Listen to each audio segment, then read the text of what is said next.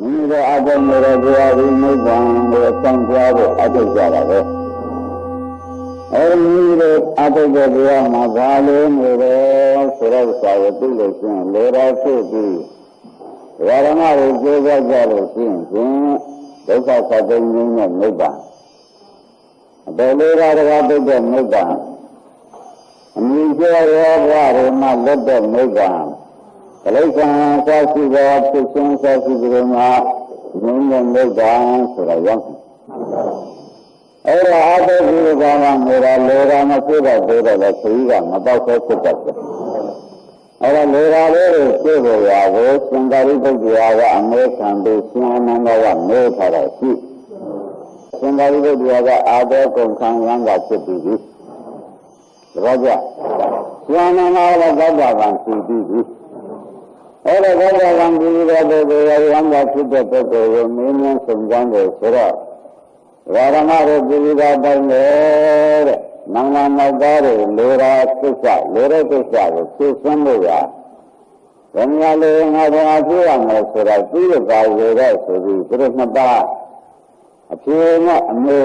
ပြီးလို့ကြတယ်လို့ဒါကြတဲ့တကယ်ပြောလို့မှားရမှာဒီလိုပြောတော့ဒီလိုအားထုတ်နေတဲ့အတွက်မှာ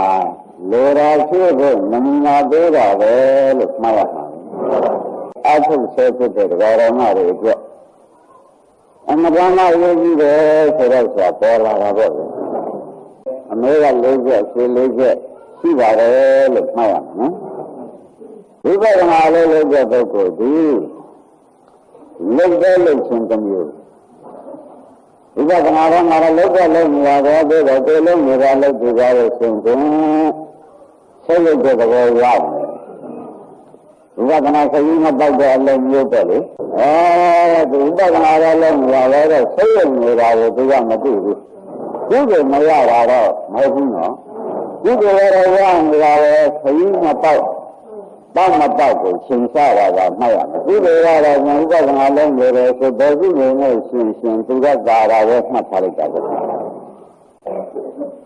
ဆိတ်ရနေတဲ့ဝိပဿနာလုံးနေတဲ့ယောဂီပုဂ္ဂိုလ်မျိုးဒီကံနဲ့လုံးနေတဲ့ယောဂီပုဂ္ဂိုလ်တစ်မျိုးဒီရတဲ့ဥပဒနာဒီရမှုပြီးတယ်ဒီရနဲ့လုံးနေတဲ့ဝိပဿနာယောဂီပုဂ္ဂိုလ်တစ်မျိုးသုံးနာကရှင်းပြအောင်တော့ဓမ္မတော်မှတ်เสียအထူးဝိပဿနာလုံးနေတဲ့ပုဂ္ဂိုလ်ကတစ်မျိုးဘယ်မျိုးရှိ